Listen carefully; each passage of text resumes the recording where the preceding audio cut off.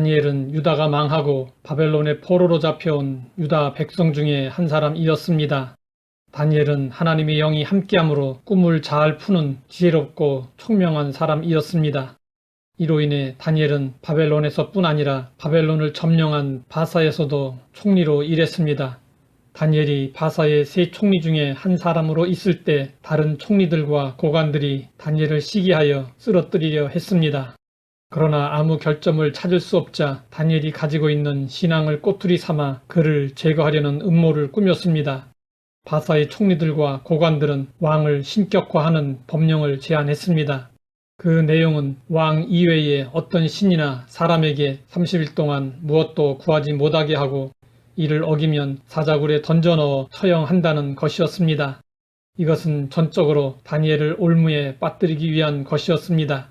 다리오 왕은 그들의 관계를 알지 못하고 조서에 어인을 찍었습니다. 어인이 찍히면 변경이 불가능했습니다.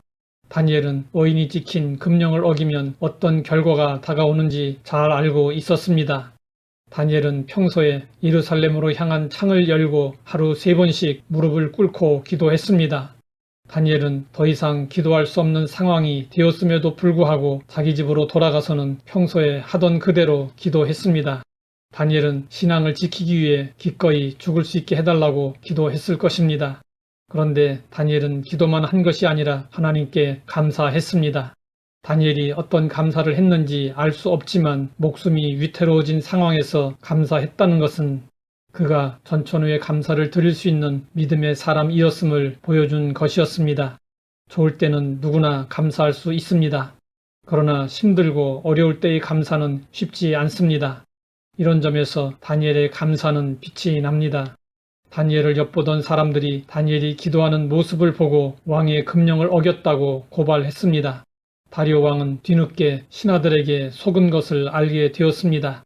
왕은 다니엘을 구하려고 마음을 쓰며 힘을 다했지만 왕의 도장이 찍혔기 때문에 다니엘을 구원할 수 없었습니다. 결국 다니엘은 사자굴에 던져졌습니다. 이때 다리오 왕은 안타까운 마음으로 다니엘을 향해 부르짖었습니다. 내가 항상 섬기는 내 하나님이 너를 구원하시리라. 다니엘은 변함없이 항상 하나님을 섬기는 신앙의 사람으로 왕에게도 인정을 받았습니다. 우리도 좋은 신앙의 습관을 익혀야 합니다.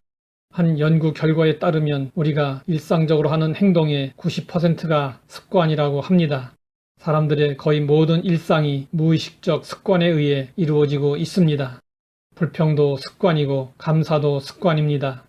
옛날에 온천과 냉천이 나란히 솟아나는 신기한 마을이 있었습니다. 한쪽에는 뜨거운 온천이 끓어오르고 맞은편에는 냉천이 솟아오르고 있었습니다. 따뜻한 물로 빨래를 하고 냉천에서 헹굴 수 있었기 때문에 이곳은 마을 사람들의 빨래터가 되었습니다. 외지인이 부러워하며 말했습니다. 이곳 사람들은 참 좋겠습니다. 찬물과 더운 물을 마음대로 쓸 수 있으니까요. 그러자 마을 사람 한 분이 대답했습니다. 결코 그렇지 않습니다. 이곳 사람들은 감사보다 불평이 더 많습니다. 왜냐하면 빨래하기에 필요한 비누 거품이 나오지 않기 때문입니다. 불평이 습관이 된 사람은 감사할 일에도 불평합니다. 그러나 감사가 습관이 된 사람은 불평할 일에도 감사합니다. 성경은 말씀하고 있습니다. 감사로 제사를 드리는 자가 나를 영화롭게 하나니 그의 행위를 옳게 하는 자에게 내가 하나님의 구원을 보이리라. 하나님은 약속의 말씀대로 감사로 하나님을 영화롭게 했던 다니엘을 사자굴에서 보호하시고 지켜주셨습니다. 하나님은 감사하는 자에게 구원을 보이시고 더 넘치도록 감사할 수 있게 해 주십니다. 하나님 아버지, 다니엘을 통해 전천후 감사를 배우게 하시니 감사합니다. 어떤 상황에서든지 감사로 하나님을 영화롭게 하게 하옵소서. 예수님의 이름으로 기도드립니다.